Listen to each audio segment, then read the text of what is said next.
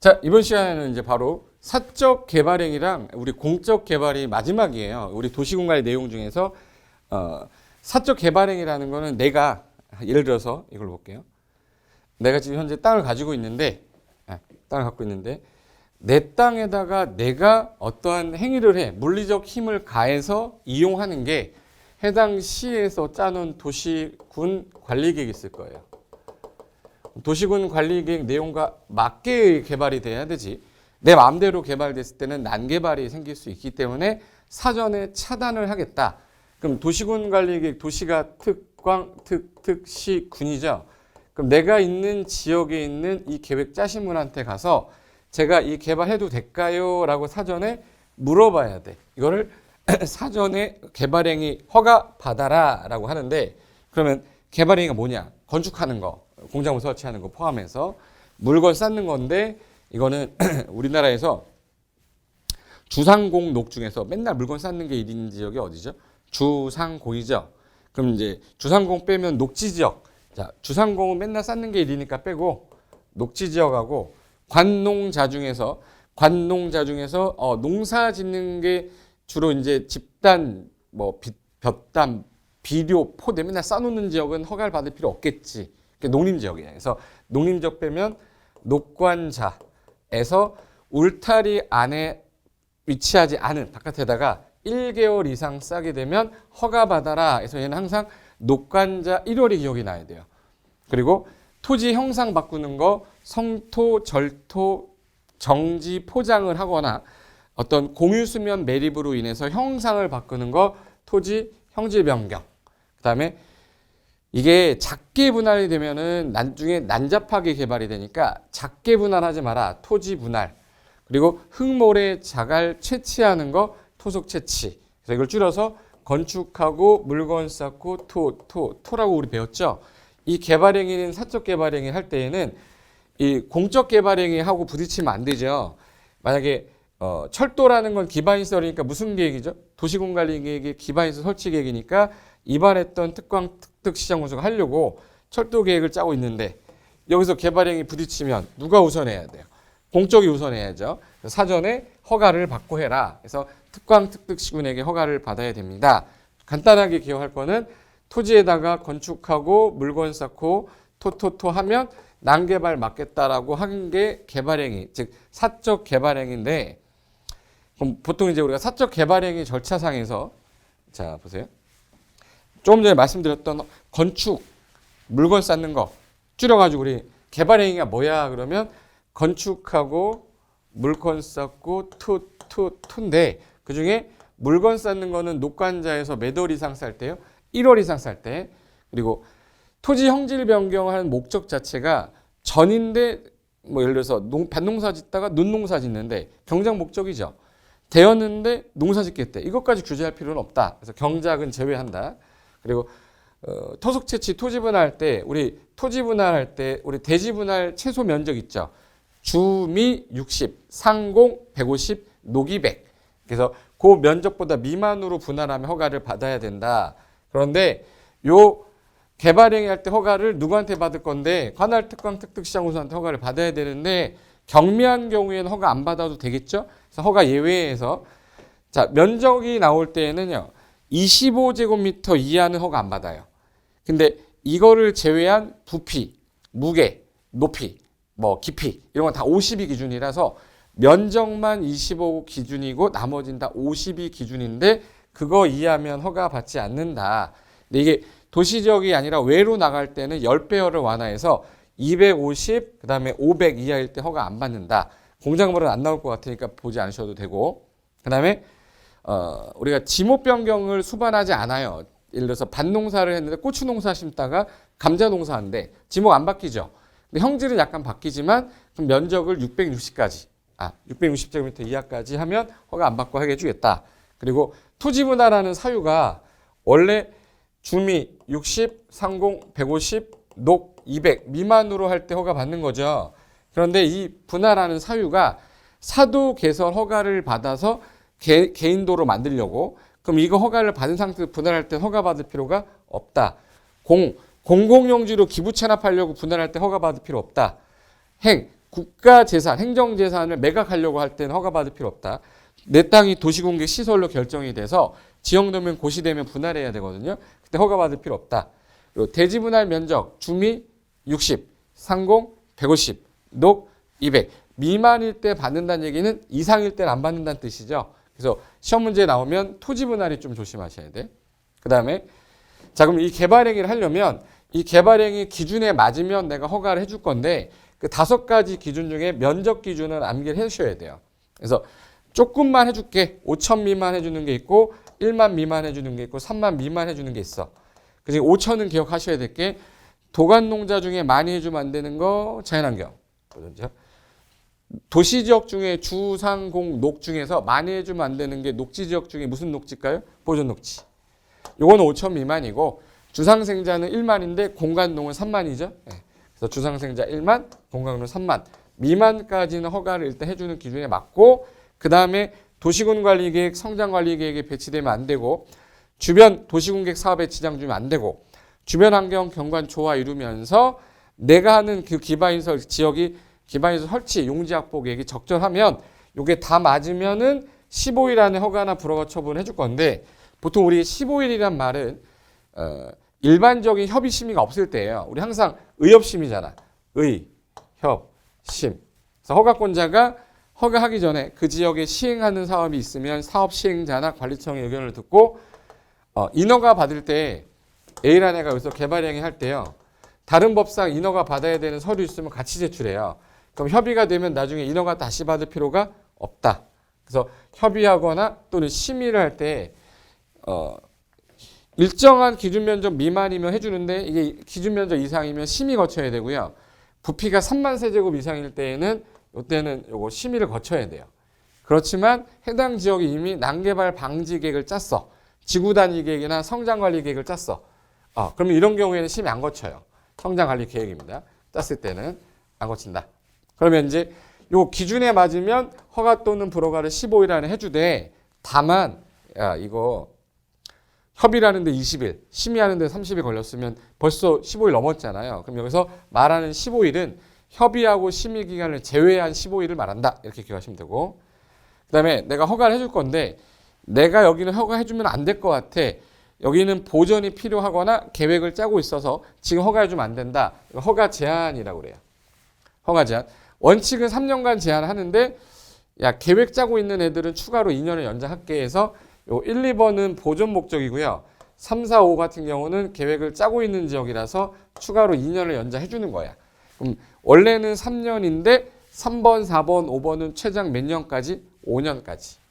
2년을 연장해 준다 그랬으니까. 그래서 여기 청산리 뭐라고 그러죠? 녹개수. 녹지지역과 계획관리지역인데 수목 집단 생육하고 있거나 조수류가 집단 서식지예요. 우량농지야. 보존 가치가 필요하니까 개발행위 못하게 묻겠다. 당신 개발행위 하는 바람에 주변의 미관, 경관, 문화재가 손상될 우려가 있다. 못하게 하겠다. 단 요 3, 4, 5는 기본계획, 관리계획을 수립하고 있어서 나중에 확정이 되면 용도지역이 바뀔 수도 있고 용도지역이 바뀌게 되면 그것으로 인해서 개발행위 허가 기준이 크게 달라질 것 같잖아요. 그런 경우에도 허가 제한할 수 있고 지구단위계획구역 지정된 지역이나 기반시설 부담구역 지정됐으면 이거 계획 짜고 있기 때문에 확정될 때까지는 못하게 하겠다는 거예요. 그래서 요거 원칙은 3년, 요 3, 4, 5는 추가로 2년. 그래서 얘는 최장 5년인데 얘는 최장 3년이다. 요것만 조심하시면 돼요. 그럼 여기서 원칙은 3년인데 계획 짜고 있어서 연장하는 3, 4, 5는 심의 거치지 않고도 2년 연장 가능하다. 심의 거치지 않고도 연장 가능하다는 거 기억하시면 돼요. 그 다음에 허가해 줄 때, 내가 너 기준에는 다 맞는데 이거 허가해 주면 문제가 생길 것 같으니까 내가 조건을 좀 걸게. 근데 내가 너를 못 믿어. 국가 지자체는 믿으니까 상관없고 국가 지자체 빼고 너 이행할지 안 할지 다 못 믿으니까 네가 이행을 해라. 네가 기반 시설 설치 확보하고 위해 방지하고 환경 오염 방지 경관 조경 기위 환경 조경할 것을 조건으로 허가해 줄 건데 그 사유가 다음 5가지 해당되면 이행보증금 예치하게 할 수 있다. 그래서 이행보증금 예치 사유는 기굴발 차비 준비였어요. 기가 뭐였죠? 기반 시설 설치할 것을 조건으로 굴착, 발파, 차량 통행, 비탈면에 적용할 것을 조건으로 이행 보증을 예치하게 할 수 있는데 단순히 현금으로 예치하는 게 원칙이지만 보증서도 가능해요. 그런데 나중에 준공검사 받아 끝나면 지체 없이 반환할게. 그래서 요거 현금이 원칙인데 총 공사비 이행 보증금이니까 20%겠죠? 이행 보증 몇 프로? 20%. 그래서 요거를 예치했다가 준공검사 받으면 지체 없이 반환할게. 그리고 사업이 다 끝났어요. 다 끝나고 나면 준공검사 받는데 여기서 건축하고 물건 쌓고 토토토 중에서 준공의 개념이 아닌 게 있습니다. 그래서 건축은 받아야죠. 어떻게 졌는지. 근데 물건을 적치할 때 어떻게 적치했는지 준공이 아니잖아. 토지 형질 변경 어떻게 했는지, 토속 제치 어떻게 했는지 봐야 되지만 토지 분할은요. 선 근거예요. 선. 준공이 아니야. 그럼 얘는 물건 적치나 분할은 준공검사 안 받아도 되겠네. 그래서 물분 X에서 물건 적치나 분할은 준공검사 대상이 아니다. 이렇게 기억해 두시면 되고 요거를 개발행위 전체 체계라고 하는데 요거를 이제 교과서 우리 체계도 해는 제가 이거 순서를 이렇게 해놓고 옆으로 이렇게 해놨죠. 그게 이거예요. 지금 현재 요 상태입니다. 확대해 보겠습니다. 자, 여기서 자 개발행위 어떻게 돼요? 그러면 이제 우리가 자 건축하고 물건 쌓고 토토토죠. 건축하고 물건 쌓고 토토토 할 때 제일 조심할 게 아까 녹관제에서 1월이라는 거 조심하랬죠. 그리고 토지형질 변경은 경장은 목적은 제외한다. 그리고 토지 분할은 대지 분할 면적 미만일 때 허가를 받는 건데 일반적으로 이제 경미환경 허가 안 받아도 되는 거, 경작을 목적으로 하는 거, 사업의 지장, 도시공객 사업 자체는 공익 사업이니까 안 받고 국가 등이 하는 사업이나 녹지 관리 농림지역에서 비닐하우스 하는 건 해라. 이런 허가 없이 가능한데 요 개발행위 하려면 특광특특시군에게 허가를 받는데 여기서 허가를 해주면 다른 법률상 인허가 받아야 될 거 협의한댔죠. 그럼 인허가 뭐 되고? 의제. 그 다음에 허가 예외라고 되면 허가 예외는 우리가 천재지변 응급복구는 시간이 없으니까 1월 내에 신고만 하시면 되고 85 이내 증계 제축은 경미한 거니까 허가 안 받아도 되는데 우리가 경미한 기준 할 때 아까 면적은 얼마? 25. 나머지는 부피 무게 높이 50 이하는 허가 안 받아도 되는데 도시 외로 나가면 10배 완화해서 250 이하, 그리고 500 이하는 허가 안 받는다. 그리고 토지 분할할 때 사공행도 이상에서 사도개설 허가받아 분할할 때 공공용지로 쓰라고 기부 체납하려고 분할할 때 행정재산 분할할 때 도시공개 시설로 분할할 때 대지 분할 면적 이상으로 분할할 때는 허가받을 필요가 없다. 그 다음에 조건부 허가라고 해서 제가 좀 전에 내가 너 이거 하면 허가해 줄게. 기위, 환경, 조경할 것을 조건으로. 조건이 기위, 환경, 조경. 할 것을 조건으로 내가 허가해 줄게. 근데 내가 너를 못 믿겠어. 국가 등이 아닌 자는 이행보증금을 예치해라. 그래서 이행보증금 예치 사유는 총공사비 몇 프로였죠?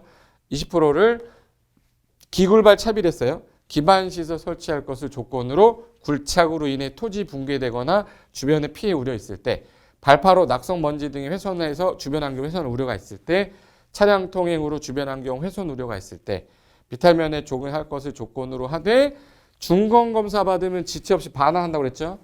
그 다음에 허가 기준에서 기억할 거는 자 요거 제일 많이 해주면 안 되는 게 5천이죠. 5천은 자연환경 보전지역이랑 보전녹지고 주상생자는 1만 미만, 공간농은 3만 미만까지는 허가해주겠다. 그리고 2, 3, 4, 5는 전부 다 당연 조건이에요. 계획에 맞아야 되고 사업에 지장 주면 안 되고 주변 환경 경관 조화 이루어야 되고 기반시설 용적보 적정하면 허가해주겠습니다. 라고 했어요. 그리고 야 조건이 다 맞지만 나 허가해 줄 수가 없어. 이걸 우리는 무슨 제한이라고 그러죠? 허가 제한. 원칙이 몇 년이었었죠? 3년인데 계획 짜고 있었던 거는 추가로 몇 년 연장할 수 있댔고 2년. 심의 거치고 거치지 않고. 그래서 청산리, 녹개수, 조수루, 우량농지 또는 개발행위로 미관 훼손 우려 있을 때 허가 못하게 하겠다. 얘네는 최장이 3년인데 기본계획, 관리계획 짜고 있는 지역, 지구단위계획 구역 지정된 지역, 기반시설 부담구역 지정된 지역은 추가로 몇 년 연장해서 2년, 최장 몇 년까지? 5년까지 허가 제한할 수 있다. 다 끝났어요. 근데 중검사할 때 물건 적치나 분할은 대상 아니라고 그랬죠. 이거 제외하고 중검사 받으면 다 끝난다. 그리고 나서 공공시설 귀속시키면 돼요. 라고 해서 요까지가 개발행위, 이제 사적 개발행위인데 이 개발행위가 많아지려고 하는 지역인데 기반시설이 부족한 거예요. 그래서 기반시설이 부족하면 이거 어떻게 할 거냐? 그러면 개발 밀도 관리 구역으로 밀도를 관리한다거나 기반시설 부족하면 설치하게끔 하려고 기반시설 부담시키는 거야. 얘는 도시공 관리 계획과 전혀 상관없고 개발행위 허가권자가 심의나 의견 청취 심의만 거쳐져 하는데 보세요. 좀 전에 했던 거 정리하면 이겁니다. 자, 개발행위 허가 절차는 신청서를 기후, 환경, 조경 어떻게 하겠다 제로 첨부해서 제출을 했어. 근데 개발 밀도 관리 구역은요. 기반시설은 부족한데 설치가 곤란한 지역이에요. 그럼 기반시설 설치 계획서를 작성할 수가 없겠네. 그래서 이 개발 밀도 관리 구역에서는 기반시설 설치 계획서는 제출하지 않는다. 그리고 의협심이니까 순서는 도시공객 사업 시행자 의견 듣고 관리청의 의견 들어서 허가나 불허가 처분을 며칠 안에 해주라고 그랬죠. 15일. 다만 협의 심의 기간은 뭐 한다? 제외하고. 그리고 허가 제한은 허가권자보다 높은 국장이나 또는 누구예요? 시도대장, 시장군수가 하는데 요거는 1회 하나에 3년이지만 3, 4, 5 같은 경우는 계획을 짜고 있어서 1회 하나에 2년 연장할 수 있댔죠. 단 여기서 심의 거친 데써요? 심의 거치지 않는 데써? 그렇죠. 심의 거치지 않고 연장한다. 근데 만약에 네가 허가 안 받고 했어? 무허가로 했어? 그러면 이제 일단은 원래대로 돌려놓으세요를 우리 원상회복 명령이라고 그래요. 그리고 나서 안 하면 행정 대집행으로 강제 철거합니다. 벌 받아야 되니까 몇 년 몇천? 3년 3천. 3년 이하의 징역이나 또는 3천만 원 이하 해당하는 벌금에 처하겠다. 이게 이제 조치 되는 거예요. 그 다음에 개발 밀도 관리 구역이랑 기반시설 부담 구역도 둘 중에 뭐가 더 잘 나오냐면 기반시설 부담 구역이 더 잘 나와요. 근데 개발 밀도 관리 구역은 대상 지역이 어디냐가 잘 나오거든요. 자, 개발 밀도 높아. 땅이 어디겠네? 주상공이겠죠. 주상공에서 지금 현재 녹지 지역 집어넣으면 안 되죠. 기반시설은 부족한데 설치가 곤란하니까 안 되겠다. 개발행 허가권자인 특광, 특특, 시장, 군수가 여기 뭐만 거쳐서 심의만 거쳐. 협의 이런 거 없어요. 심의 거쳐 지정을 딱 하고 여기는 건폐율, 용적률 강화됐죠. 근데 지금 현재 뭐만 건드렸어요? 용적률만. 최대 한도의 50% 범위 내에서 강화 적용하겠다. 이게 개발 밀도 관리 구역 전부예요. 전부. 그럼 이거랑 반대되는 개념. 개발 밀도 관리 구역 이외의 지역에서 기반시설 부담 구역을 지정할 수도 있는데 요거는 기반시설 부족한데 얘는 설치가 곤란한 게 아니야. 얘는 곤란한 지역인데 여기는 설치가 가능한 지역이니까 돈 내놔. 그래서 여기 도로 등의 기반시설이 필요하니까 부족한데 설치가 가능한 지역이니까 개발행위 하는 당신이 돈 내놔라. 허가권자인 누가 지정해요? 특광, 특특시장군수가 야 여기는 개발이 막 이루어지는 건 행위자니 뭐 돼야 되죠? 완화. 구역에서 뭐 돼야 되죠? 해제. 또는 용도 지역이 바뀌는 바람에 행위자니 완화되는 지역. 이런 지역을 대상으로 하는데 주 대상 지역 중에 개발이 나오면 항상 숫자가 2가 따라다녀요. 숫자가 2가 따라다니는 것만 알아도 3 나오면 틀렸다 이렇게 해도 되는데 이게 전년도 개발행위 건수가 전전년도보다 20% 이상 증가됐어. 해당 지역의 인구 증가율이 전체 증가율의 20% 이상 높은 지역이면 여기를 무조건 지정하래요. 그런데 너무 작으면 기반시설이 적게 들어가니까 최소 면적을 10만 제곱미터 이상으로 하되 이게 소규모 개발이 연접이 되면 하나로 묶으라고 됐어요. 소규모 개발 연접된 하나로 묶어라. 그리고 경계는 요거 명확하게 줘야지 불명확해지면 이게 또 자꾸 치고받고 싸워요. 그래서 경계는 구분을 명확하게 해서 지정하고 순서는 얘는 돈 내라기 때문에 돈 내라 그러면은 네가 언제 나한테 물어보기라도 했냐 이렇게 따져요. 그래서 얘는 주민 의견도 듣고 심의 거쳐야 돼요. 주민 의견 듣고 뭐 거쳐요? 심의. 그래서 얘는 심의만 거치는데 얘는 의심 거쳐야 돼요. 의심. 이 돈 어디다 갖다 쓸지 의심스럽다 그래요. 의심. 의견 청취와 심의 거쳐서 지정하고 나서 요거 몇 년 안에 이제 계획 짠댔죠. 기반시설 설치 계획은 1년. 1년이 될 때까지 기반시설 설치 계획 안 짜면 1년이 되는 날에 다음 날 해제된다. 그리고 개발할 때 모든 개발 행위자한테 부과하는 게 아니라 200제곱미터 초과하는 신축 증축이에요. 그래서 200을 기준으로 초과하는 신축 증축인데 기존에 건물이 있었는데 이걸 다 철거하고 신축할 때는요. 기존에 있는 부분을 초과하는 부분만 때려야죠. 이런 경우. 건물이 있었는데 이걸 철거한 거야. 철거하고 새로 지면 이 늘어난 부분에 대해서만 때려야지 기존에 있는 부분은 포함하지 않아야죠. 그래서 철거하고 신축을 할 때 기존 건축물의 연면적을 초과하는 부분만 대상으로 하겠다. 납부는 내가 특강특특시장 운수가 건축 허가를 해줄 거 아니에요. 허가하고 나면 여기 숫자 몇 나와요? 2. 2개월 안에 부과를 할 테니 부과받고 사용승인 신청 전까지 내. 사용승인 신청 시까지 납부해야 되는데 납부를 안 했다. 그럼 그때는 강제징수 들어가겠다. 이게 기반시설 부담구역에서 나올 수 있는 핵심입니다. 여기까지 이해되셨죠? 자, 이건 사적 개발행위였고요. 자, 요거랑 이제 반대되는 개념으로 공적 개발은 기반 시설을 설치 정비 개량하는 거예요. 그래서 밑으로 가시면 자, 여기 공적 개발은 도시공객 시설 사업이란 말이에요. 그럼 여기서 타이틀로 볼까요?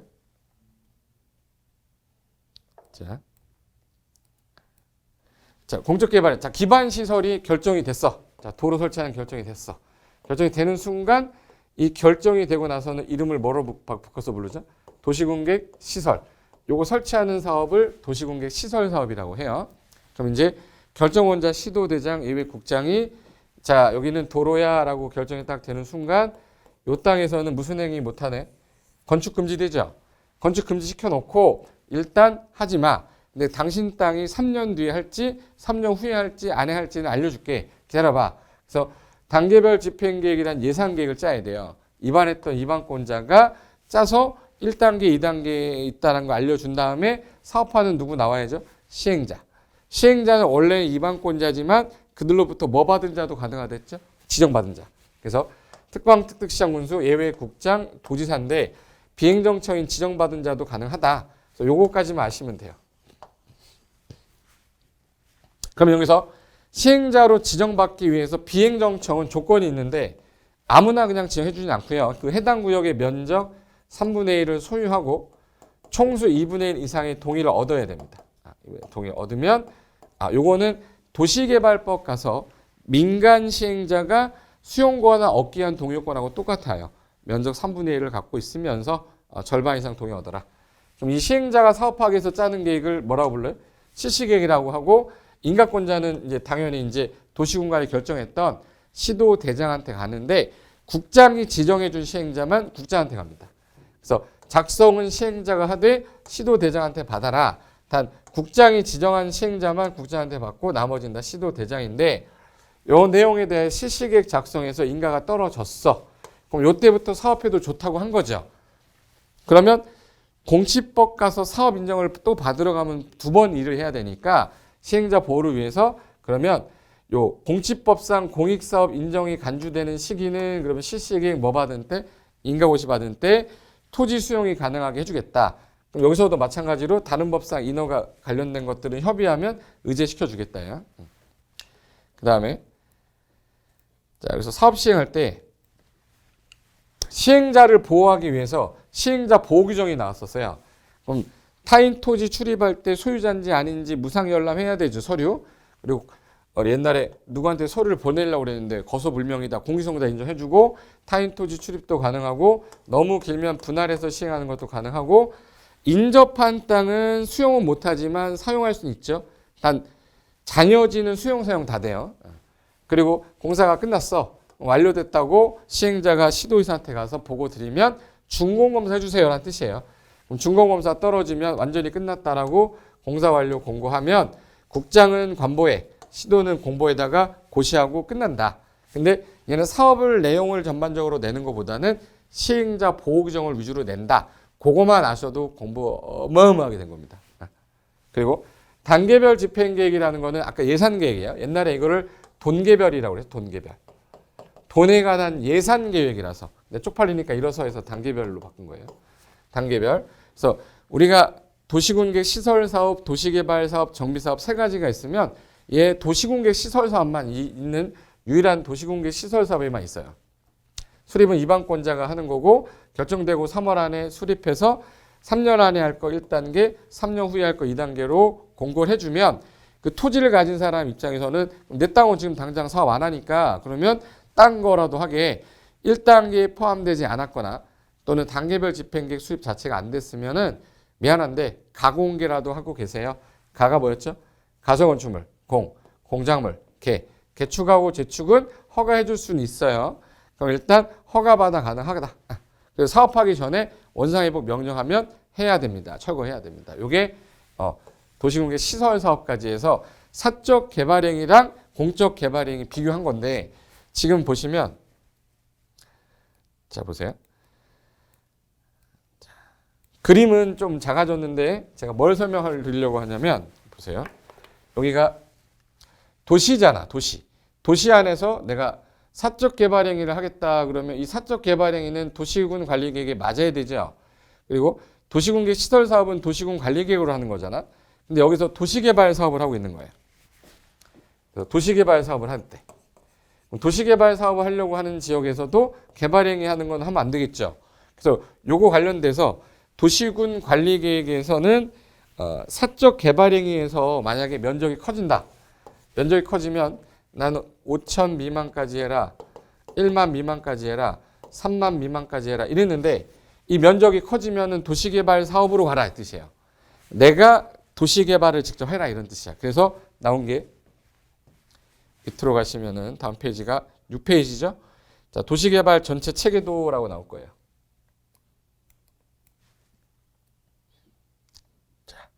자, 그러면 도시개발 사업이라는 거는 도시공개 시설 사업하고 도시개발 사업, 정비사업 3개 중에서 도시공개 시설 사업은 수용 방식밖에 없어. 뭐 땅을 바꿔주진 않아요. 근데 도시개발 사업은 구획을 정리해서 나갔다가 다시 들어와서 받는 방식도 있어. 이걸 환지 방식. 사버리는 방식은 수용 방식이니까 여기는 사업 방식이 수용 방식하고 환지 방식 두 개로 나눴죠. 수용 방식은 도시공개 시설 사업하고 똑같고 환지 방식만 약간 다른 거예요. 그럼 이제 도시개발 사업을 하려면 제일 먼저 뭘 해야 되냐? 자, 제일 먼저 해야 될 일은 도시개발 구역을 지정해야죠. 자, 여기 이렇게 해서 여기가 A시라는 도시였다. 근데 여기를 도시개발구역으로 지정하려고 한대요. 그럼 개발구역을 지정하면서 동시에 개발계획을 같이 짜야 되죠. 여기 플러스 표시는 동시에 한다는 뜻이에요. 동시. 구역을 지정하면서 개발계획을 같이 짜는 거예요. 그럼 요거 구역 지정과 동시에 개발계획 같이 짜야 되는데 작게 많은 지역은 일단 짜놓고 나서 2년 안에 개발계획 짜도 좋다. 근데 2년 안에 안 짰다? 그럼 너 할 마음 없는 거잖아. 2년이 되는 날에 다음날 해제시켜버려요. 근데 요게 330만 제곱미터 이상으로 큰 면적이다. 그때 5년 주겠다는 거예요. 여기서 짧게 많은 지역이 주로 미개발지겠죠?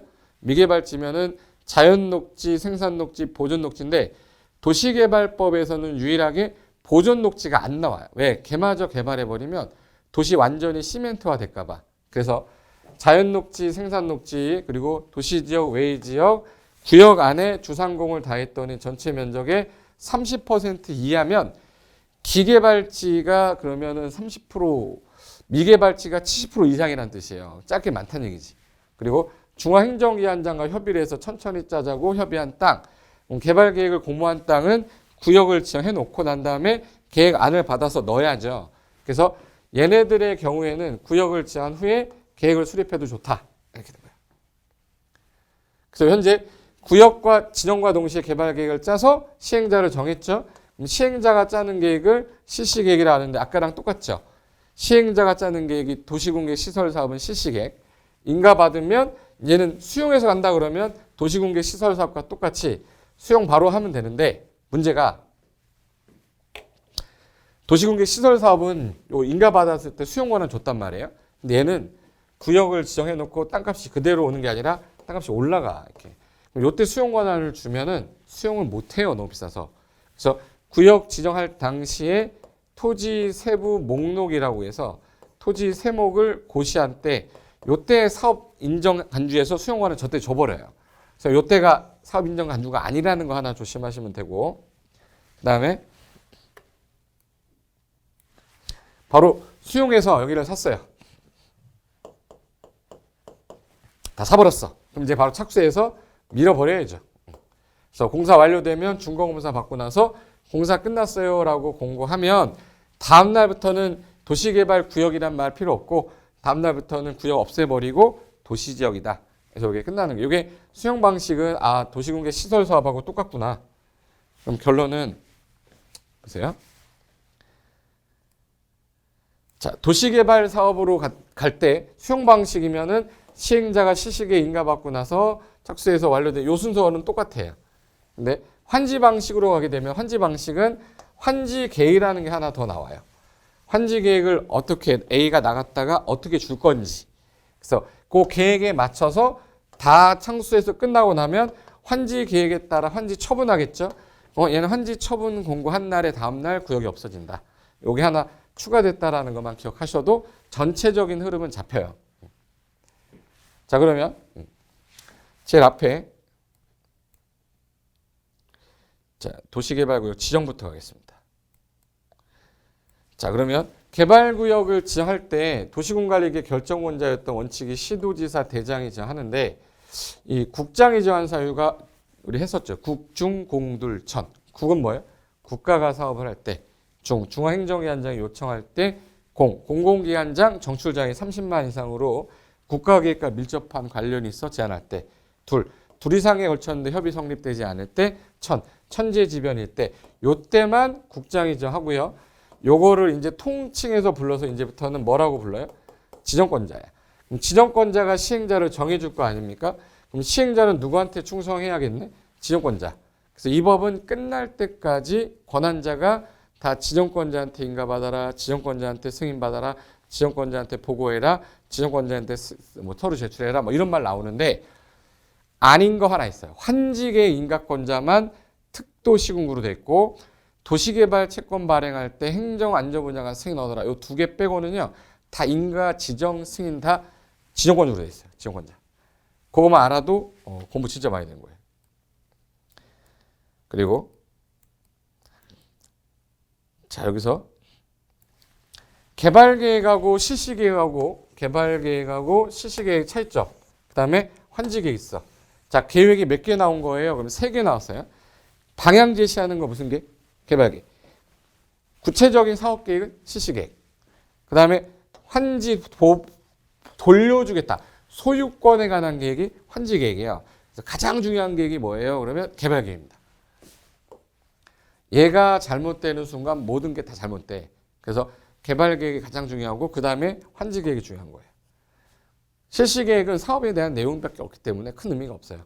우리 개발구역이 딱 지정이 되는 순간 도시지역과 지구단위계획구역으로 결정고시 된 걸로 의지하기 때문에 지구단위계획은 구체적 사업계획이니까 어디다 넣어야죠? 실시계획에. 그래서 여기 지구단위계획 들어있어요. 혹시 우리 지구단위계획 몇 년 안에 짜라고 배웠지? 3년. 그래서 실시계획도 몇 년 안에 짜서 3년 안에 짜서 인가 신청을 해야 되는데 3년 안에 인가 신청을 안 했다. 그럼 3년이 되는 날에 다음 날. 항상 공법에서 실효는 다 무슨 날이에요? 그럼 다음 날 구역은 해제된 거로 본다. 근데 짧게 많은 지역은 구역 지정하고 개발 계획을 짜는 거 2년 주고 그 다음에 실시계획 인가 신청하는 3년 주는데 330만 이상일 때는 아까 몇 년으로 간댔죠? 5년으로.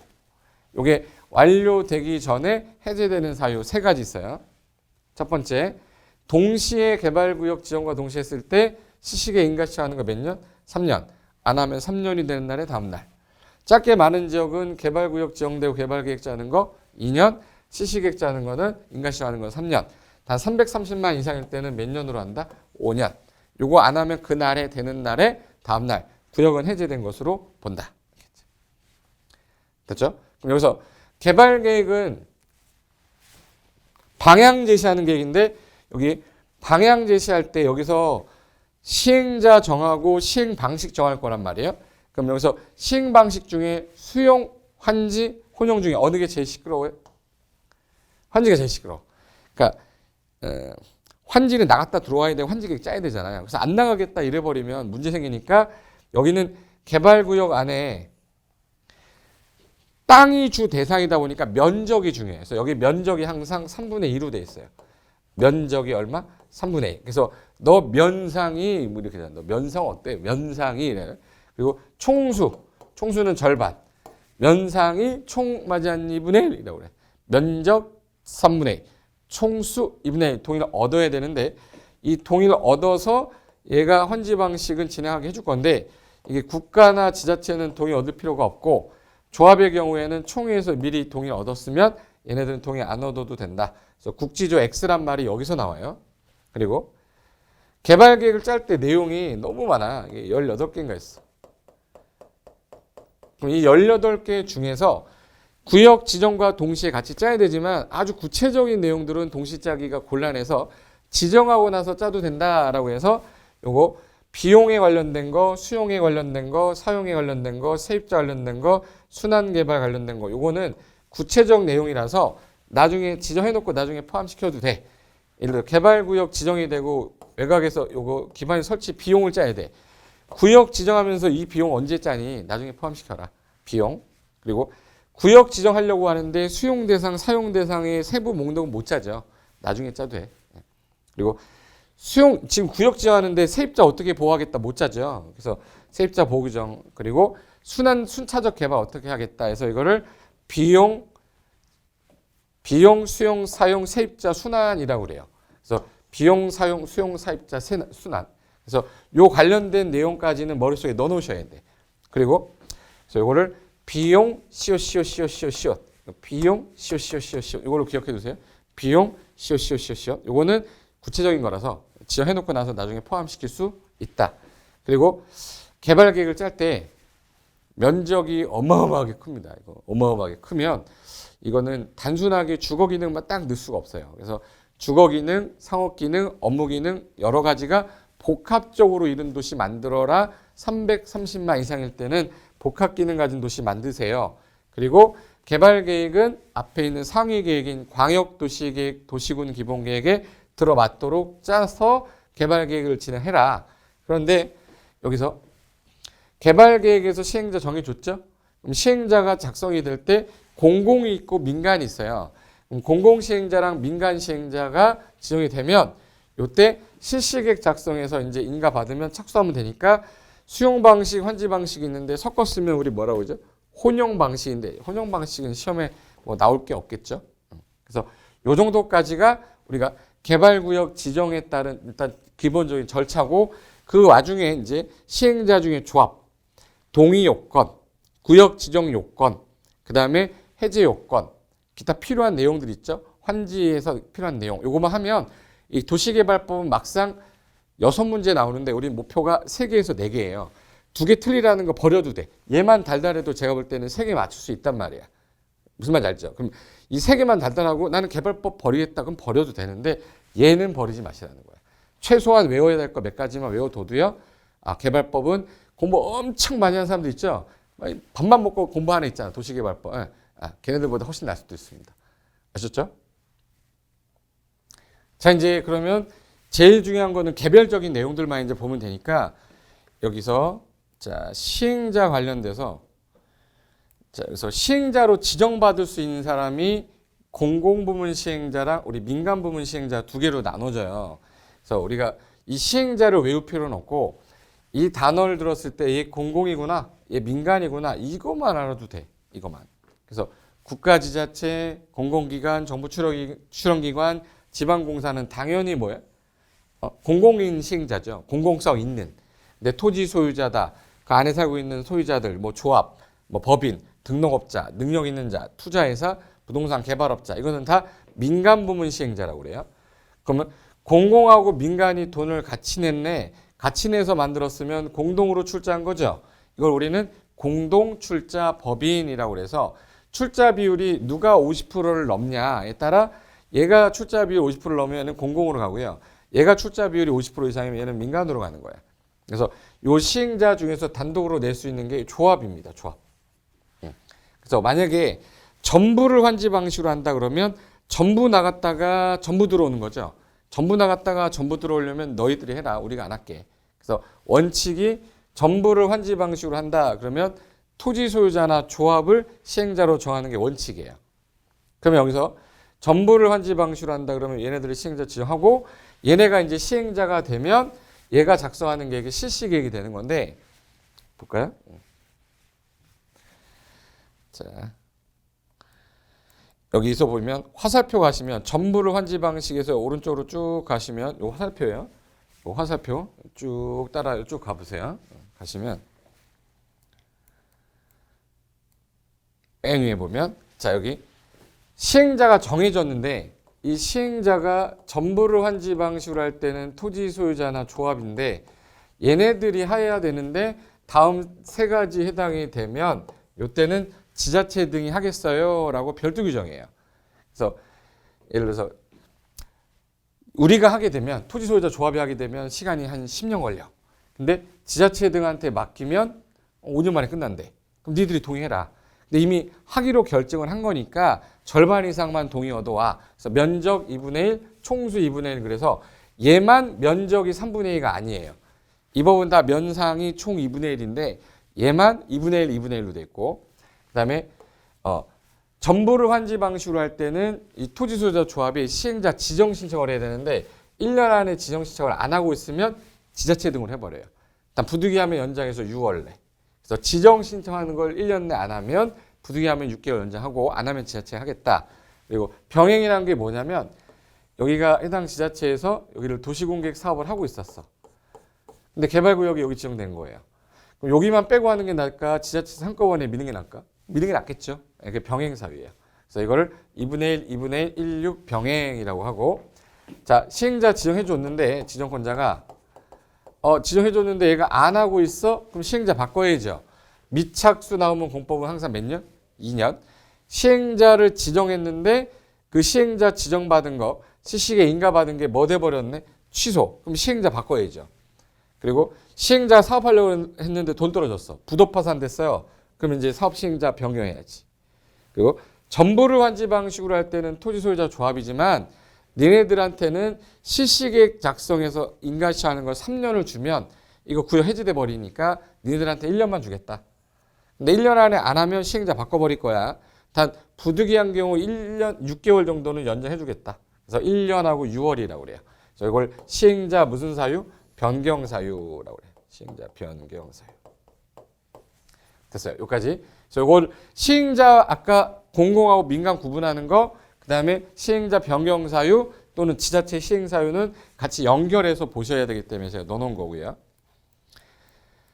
자, 그 다음에 여기 동의 요건이라고 나오는 게 있죠. 여기 다 면적은 다 얼마라고 그랬죠? 3분의 2인데 총수는 다 2분의 1로 돼 있잖아. 근데 여기 면적이 2분의 1인 게 아까 전부를 환지 방식으로 할 때는 니들이 해라 토지 소유자 조합인데 지자체가 해주세요 라고 할 때는 2분의 2분의 1 동의 얻으려 했죠. 얘 빼고는 다 3분의 2분의 1로 돼 있어. 구역 지정 제한할 때는 면적 3분의 2 얻어와라. 수용 방식을 할 때 민간이 시행하면 면적 3분의 1을 뭐하고 소유하고 총수 얼마? 2분의 1 동의 얻어야 되고 아까 무슨 방식이 시끄럽댔죠? 환지. 그래서 환지 방식이 시끄러우니까 개발계획 짤 때 미리 면적 3분의 2 총수 2분의 1 동의 얻어라. 그리고 조합 설립할 때도 그 안에 있는 사람이 동의해야 되잖아요. 면적 3분의 2 총수 2분의 1 동의 얻어라. 그래서 이 동의 요건은 머릿속에 외울 때 다 3분의 2, 2분의 1인데 지자체 할 때만 면적이 2분의 1이다. 요거만 조심하시면 오지선다에서는 답은 금방 찾습니다. 됐고 그 다음에 자 밑으로 가시면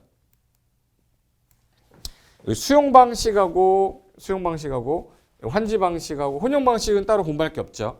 자 수용 방식으로 한다 그러면 조합은 수용 방식 못해.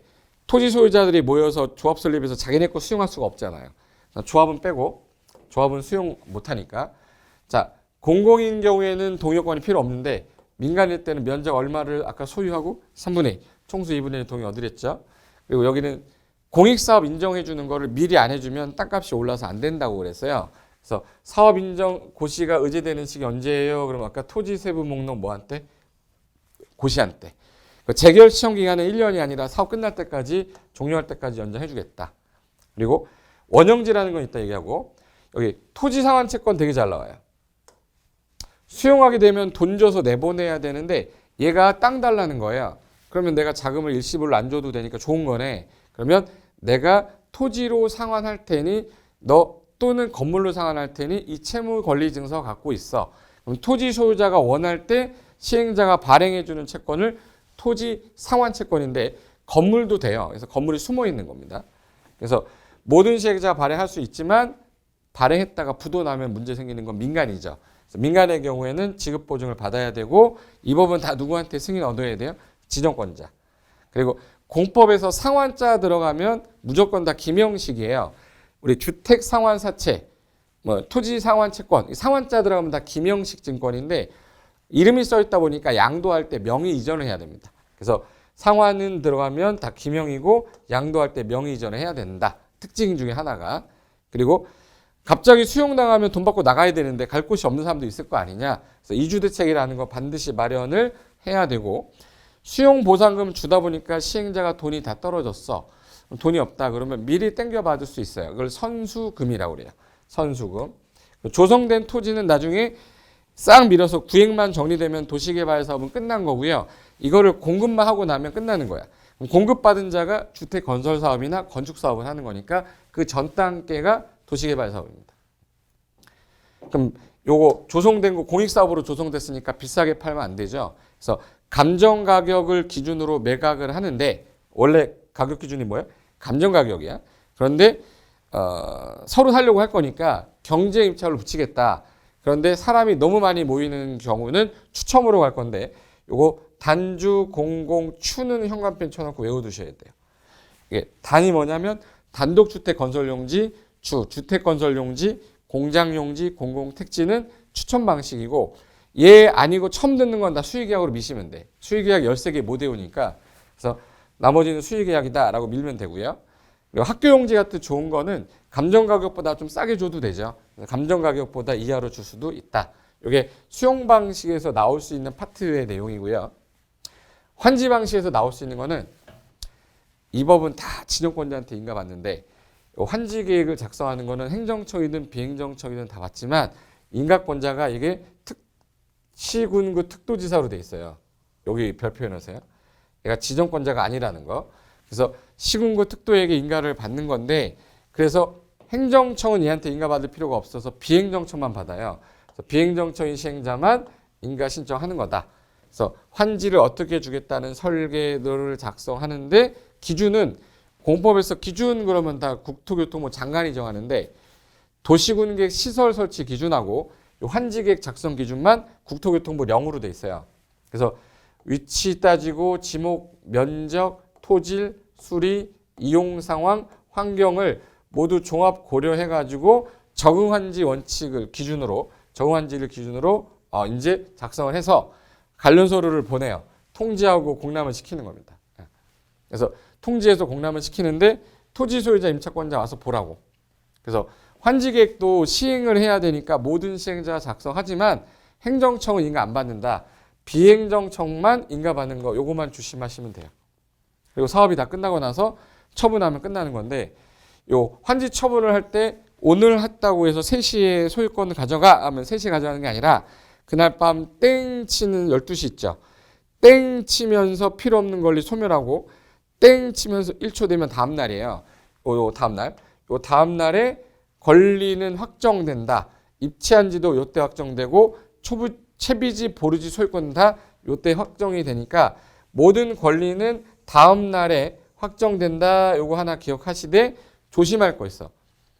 우리 환지 예정지를 지정하면 미리 가서 써라지만 채비지의 경우에는 팔아야 비용 충당을 할 거 아니에요.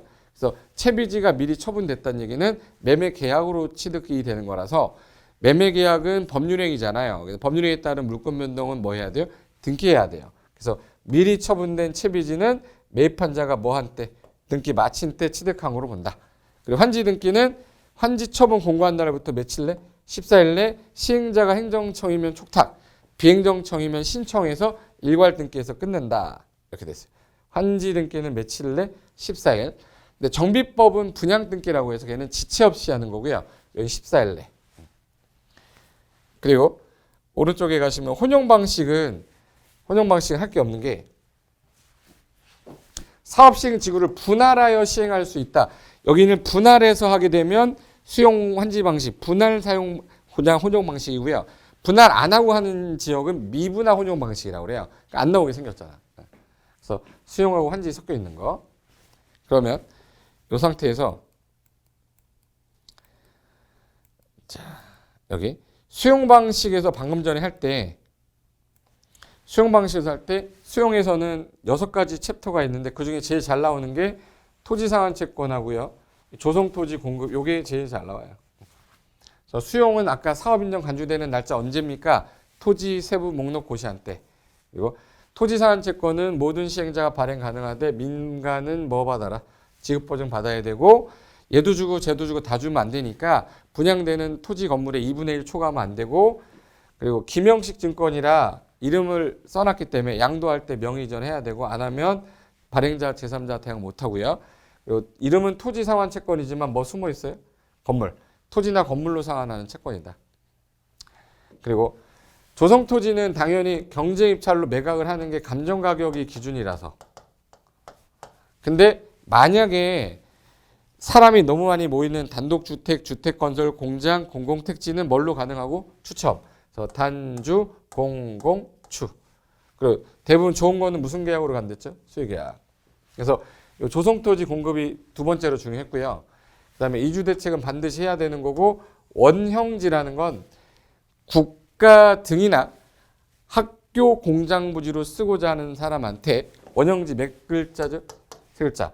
전체 면적의 3분의 1 이내로 공급을 해서 싸게 공급해서 여기를 환경 친화적으로 입체적으로 개발해 보려고 하는 건데 가격이 워낙 싸다 보니까 특혜 시비가 있을 수 있어요. 그래서 이건 조심해야 되고 그리고 원형지는 그 가격이 싸다 보니까 일정 기간 전매를 못하게 해놨어요. 그래서 계약하고 나서 10년 하고요. 끝나고 나서 완료되고 5년 중에서 빠른 날 팔 수 있는데 그 전까지는 전매하면 안 돼요. 하게 되면 원형지 공급 계약은 해제되는 걸로 간주해버립니다. 그래서 요거 해제 가능한 사유가 뭐예요? 그래서 우리 공법 할 때 김태희 미호예요? 전지현 미호야?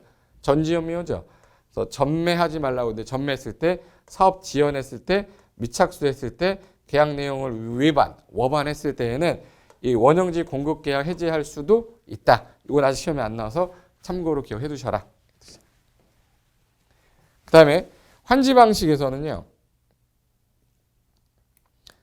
자, 여기서 환지 방식에서 기억할 거는 모든 시행자가 작성은 하되 인가권자가 시군구 특도지사라 행정청 중에 가장 하급은 인가 받을 필요 없죠. 하급한테. 그래서 비행정청만 인가를 받는데 환지 어디로 가라, 청산 대상 뭐다, 권리명세, 채비지, 보르지 명세, 예정지 명세 이거는 암기할 것만 하는 거야. 이건 다 암기 안 해도 돼요. 여기 청산 대상 토지 명세인데 이거 자꾸 건물 명세라고 꼬셔요. 건물 명세가 아닙니다. 요거 작성해서 인가 떨어지면 착수해서 완료되면 와서 보세요라고 공사 완료 공고하고요. 내 땅이 제대로 안 됐어. 그럼 조치해달라고 한 다음에 준공검사가 나야 요날부터 60일안에 한지 처분하는 건데 여기서 공사 완료 공고는 끝났다라는 거고요. 여기는 공사는 끝났는데 제대로 되는지 확인해라라는 거예요. 그래서 요 14일 안에 공람에서 의견 듣고 의견 제출한 거 받고 준공이 떨어지면 공사 완료 공고하면 되고 60일 안에 환지 처분 공고하면 오늘 가져가는 게 아니라 무슨 날? 다음 날 소유권하고 청산금 확정된다. 단 공고하고 나서 며칠 안에 등기하랬죠? 14일 안에. 단 이 등기가 되기 전에 다른 등기하면 안 되죠. 요 사이에 타 등기는 제한이 되는데 예외는 있는데 중요하지 않는다. 이렇게 하십니다. 근데 요 순서대로 그대로 오면 좋은데 이 시간이 길어지면 사업이 장기화될 때 미리 가서 써라. 미리 가서 써라라고 하는 거 환지 뭐라고 그러죠? 예정지라고 그래요. 그럼 환지 예정지 지정하면서 위치가 뭐고 면적이 뭐고 효력 발생일이 뭐 3월 8일이다. 그럼 요 날부터 가서 써라고 하면 요 날부터 환지 처분 공고하는 날까지는 사용 수익하다가 다음 날 소유권 넘어오겠죠. 그럼 다음 날부터 종전 토지로 본다. 이렇게 됐어요. 종전 토지로 본다. 그리고 환지 예정지는 뭐 한 문제로 나올 가능성 별로 없고요. 예정지라는 거는 미리 가서 써라는데 소유권은 안 넘어가지만 채비지의 경우에는 처분도 가능하댔죠. 그거만 조심하면 돼요. 그거 하나 조심하면 되고 그 다음에 밑에 조합, 단독 문제로 잘 나옵니다. 조합. 개발구역 안에 여기 살고 있는 사람들이 이게 원래 선을 두 개 그어서 토지개발조합이나 마찬가지예요. 도시개발조합이나. 그럼 토지 소유자들이 모여야 되는데 개칠이라고 그래. 개칠이. 7명 이상이 모여서 조합 설립을 하기 위해서 동의요건이 면적 3분의 2, 총수 2분의 1 동의 얻어서 저 조합 설립할게요. 얘네가 작성하는 걸 정관. 작성해서 이 법은 다 누구한테 가서 지정권자한테 가서 인가를 신청하면 인가가 나면 설립이 된 거고요. 그 다음에 30일 내 주된 사무소 소재지에 가서 뭐 해야 돼요? 등기해야 돼. 그럼 등기하면 이게 법에서도 니네 인격 부여해 줄게. 그래서 우리 이걸 법인이라고 하죠. 법인. 그럼 성립되는 시기는 등기지 인가가 아니에요. 그래서 성립 요건 뭐예요? 그럼 등기. 그래서 등덩 등기하면 어떡리만다. 등덩이라고 그래요. 그럼 여기서 성립이 됐어. 그럼 이게 조합이잖아요. 근데 법인이긴 한데 이게 공법상 비영리 공익법인이에요. 근데 이 법에 정한 게 없으면 사람들이 모여서 만든 거니까 민법에 있는 사단 법인에 관한 규정을 준용하겠다. 근데 개칠이 여기 7명이 모여서 동의 얻었죠? 설립이 됐어. 근데 얘는 안 하겠다는 거야. 3명 울고 있죠, 지금. 3명 울고 있어. 이거 울고 있는 거 보여줄까? 확대해야지. 울고 있는 거 보이죠? 왜 울고 있냐? 동의 안 했는데 여기는 수용 방식이 안 된댔죠. 그러다 보니까 자동 조합원이 돼버려요, 이게. 그래서 나는 가만히 있어도 동의 안 해도 조합원이 돼버리는 거예요. 근데 안 받고 싶다 그러면 돈 받고 떠나면 되니까 이거는 청산 조합원이 되겠죠. 그리고 토지 소유자들이 조합원이 되는데 12살짜리가 아버님, 어머님 돌아가시면서 상속받을 수 있죠. 그럼 토지 소유자는 다 조합원이 돼요. 그럼 미성년자도 조합원은 되지만 이들 중에서 임원을 뽑을 거 아니야. 그때 조합장, 이사, 감사 뽑을 때 얘를 뽑으면 안 되죠. 12살짜리를. 그래서 조합원은 가능한데 뭐는 안 돼요? 임원이 안 되는 거야. 조합원이 안 된다라고 꼬시면 안 돼요. 임원이 안 되는 거고 미성년자도 조합원은 되지만 임원이 되지 못한다. 그리고 여기서 조합장 1명하고 조합장 1명, 그다음에 따까리 이사, 그다음에 감사 뽑아야 되죠.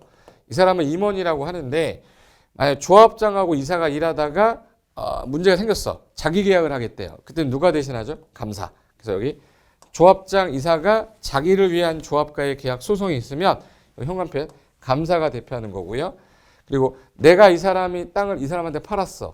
조합원지 양도 돼요. 근데 철회하고 싶으면 항상 전에 철회하랬어, 후에 철회하랬어요. 전에. 그러니까 조합 설립 인가 신청 전에 철회하면 제외하겠다. 그리고 여기 있어. 조합 설립 인가 신청 전이란 단어 현관편. 그럼 제외한다. 겸직금지라는 거. 제가 육사 출신이거든요. 제가 6학년 4반 반장이었단 말이에요. 6학년 4반 반장이었는데 제가 6학년 8반 가서 반장할 수 있습니까? 안 되죠. 그잖아. 겸직금지잖아. 그래서 이것도 조합장이 다른 데 가서 또 겸직하면 안 되죠. 당연한 겁니다. 네 거나 잘해라. 그래서 이게 조합 관련된 내용 중에서 좀 잘 나올 수 있는 거. 그 다음에 자 여기 환지 처분 공고하면 공고한 날에 다음 날에 소유권 확정되고 청산 확정되는데 우리나라는 청산금을 더 받은 사람한테는 징수를 하고요. 덜 받은 사람한테는 교부를 해줘야 돼. 그럼 징수 교부를 해야 되는데 징수하려고 했는데 안 주면 강제 징수하면 되는데 이 강제 징수는 행정청이면 되지만 행정청이 아닌 자는 특별자치도나 시군구한테 징수 위탁해야 돼요. 징수 위탁이라면 그러면 수수료는 내야 되죠. 징수 위탁 몇 글자예요? 네 글자니까 4% 수수료 지급해야 되고요. 그 다음에 교부해 주려고 했는데 안 가져가는 거야. 안 가져가겠대. 교부해 주려고 했더니. 그러면 아싸가우리 먹는 게 아니라 법원에 공탁해야 됩니다. 공탁했는데도 불구하고 그 돈을 안 찾아갔네? 권리 위에서 잠자고 있는 자는 보호받을 수가 없단 말이에요. 요 다음 날부터 5년간 안 찾아갔다. 그럼 이건 소멸합니다. 소멸. 시간이 지나서 소멸한다. 소멸시효는 몇 년? 그럼 몇 년? 5년. 5년이 소멸시효예요. 그래서 청산금은 개별 토지하고 관련된 거라면 이 감가보상금은 사업하기 전에 총 1,000억이었는데 끝나고 난 다음에 3,000억, 4,000억 돼 있어야 되는데 이게 990억이 됐어. 줄었네? 왜 그랬냐면 여기서 공공시설 부지라고 해서 요 색깔 있는 걸로 빼먹었는데 공공시설을 너무 과도하게 많이 빼먹은 거예요. 공공시설 과다 확보를 하는 바람에 전 가격보다 후 가격이 떨어졌을 때 이거는 누구일 때 많이 빼먹을까요? 그렇죠. 행정청일 때. 예, 제일 중요한 거. 시행자 행정청일 때만 나와. 조합일 땐 절대 안 나와요. 행정청이 시행하면서 공공시설 부지 많이 확보하는 바람에 가격이 떨어지면 전체 가격이 떨어졌으니 감가된 부분에 대해서 보상금을 소유자, 용익권자가 적게 썼으니 지급해라. 근데 담보물권자는 안 주는 게 저당권 1억 설정했는데 여기 가서 1억이 이하로 떨어지진 않잖아요. 그래서 이거는 이제 소유자하고 용익권자에게만 지급을 해라. 그래서 청산금과 별개로 감가보상금 완전히 다르다. 둘 다 받을 수 있다. 이렇게 기억해 두시면 되겠습니다. 그래서 청산금하고 감가보상금의 차이점이고, 그 다음에 개발법에서 나오는 요 숫자가 이게 전부인데, 자, 개발법에서 숫자 나오면, 자, 요거 10만 제곱미터 미만 요거 빼고는 다 이상입니다. 이상이에요. 그래서 요거 한꺼번에 외우는 게 좋아요. 다 시험에 나왔거든요. 그래서 주상생자는 얼마 이상일 것? 주상생자 1만. 공업지역은 3만. 바깥의 지역은 30만 이상인데, 요게 그 아파트하고 연립주택을 포함했는데 초등학교가 있고 4차로 이상의 큰 도로가 있으면 기반시설 확보가 돼 있죠. 30만 이상 안 갖고 와야 돼. 안 갖고 와도 10만이면 된다. 그래서 초사 10만. 그리고 이 면적이고 뭐가 안 따지는 게 있어. 취계지 중에서 취락지구, 개발진흥지구, 지구단위계구역, 중행정기관이 협의한 땅이면 얘네들은 면적이 안 맞아도 무조건 지정할 수 있어요. 지정 가능한 애들. 그리고 공공기관장하고 정출장이 국장한테 제안할 때는 면적 얼마 이상으로? 30만 이상. 그리고 우리가 공청회하거나 공람을 하려면 일간신문에 공고해야 되거든요. 10만 미만이면 일간신문에 공고 안 해도 됩니다. 단 공보에다가 고시하면 되고, 그 다음에 우리가 주민 공람을 했는데 얘가 환경 파괴가 너무 클 것 같다 그러면 공청회도 개최해야 돼요. 그래서 공청회는 항상 머릿속에 100만 이상일 때. 공청회 얼마 이상? 100만. 공청회 얼마 이상? 100만. 100만 이상일 때는 공청회 거쳐야 되고 100만 이상일 때는 시도지사가 국장하고 협의도 해서 지정해야 됩니다. 그리고 330만 제곱미터면 100만 평인데 이거 주거기능만 딸랑 들어가면 안 된다. 그래서 주거기능, 상업기능, 공업기능이 상호 조화 이룰 수 있도록 복합기능 가진 도시 만드세요 라고 했었어요. 그 다음에 원래는 짧게 말할 때는 구역 지정하고 개발계획 짜는 거 2년, 그 다음에 시행자가 시식에 인가처하는 건 3년인데 요 2년, 3년이 330만 이상이면 짧게 더 많죠. 그때 5년으로 갔죠. 그래서 요 2년하고 3년을 5년으로 바꾸는 경우는 면적이 얼마 이상일 때? 330만 이상일 때. 그래서 여기까지가 개발법에서는 숫자 관련된 거고요. 그럼 시험에서 초점으로 다뤄지는 게 뭐냐? 자,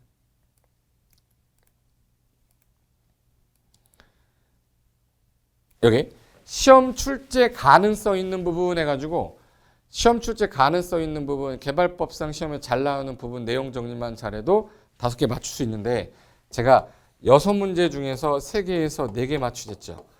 공부 쫙 해도 6개 절대 못 맞춰요. 그래서 여기 있는 것만 달달해도 개발법은 버릴 수가 없습니다. 그래서 면적 좀 전에 했었죠. 주상생자 1만, 공업지역 3만, 바깥의 지역 30만, 초등학교 4차로 있으면 10만, 그리고 일간신문에 공고 안 해도 돼요. 10만 미만.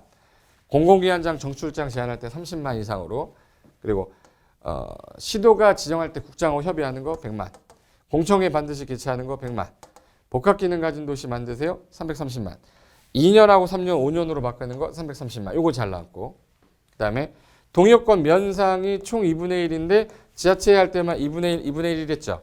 이거. 그리고 국장이 지정하는 사유 5가지, 국중 공둘천. 그리고 취계 지중은 면적이고 계획이고 따지지 않고 지정 가능하다. 취계 지중. 그 다음에 구역 지정하고 계획을 짜도 되는 건 짧게 많은 지역 있죠. 2년 주는 거. 그래서 자연녹지, 생산녹지, 도시지역, 외지역, 주상공 다도에서 30% 이하, 중앙행정기관 협의한 땅, 개발 공모한 땅은 구역 지정하고 개발계획 짜도 좋다. 그 다음에 실시계획에 뭐 들어있댔죠? 5번부터. 구역을 지정해놓고 나중에 계획에다 포함시켜도 되는 거, 짧게 많은 거. 비용, 수용, 사용, 세입자, 순환. 비용, 수용, 사용, 세입자, 수둔한 요거 비용 시옷 했던 거죠. 예. 그다음에 6번에 실시계획에 지구단위 계획이 들어있어요. 실시계획에 지구가 들어있다 보니까 몇 년 안에 인가시청 안 했죠? 3년. 그리고 요 인가고시가 나눈 순간 사업해도 좋다고 한 거니까 지구단위 계획 결정이 됐어서 도시군관리계 결정으로 간주하고 저촉되는 게 있으면 이번에 결정된 내용으로 바뀐 거로 본다. 그리고 실효기간은 원칙이 실시계획은 3년이죠. 실시계획은 3년. 그리고 구역 지정하고 개발계획 짜는 거는 2년. 그 다음에 실시계획 3년인데 330만 이상이면 5년으로 바뀌었죠. 그리고 공사가 끝나서 완료되면 공사 완료 공고일의 다음 날은 이건 수용 방식일 때고 환지 방식은 환지 가정하세요. 환지 처분 공고일의 다음 날. 이건 완료로 해제된 거, 얘는 완료되기 전에 해제된 거.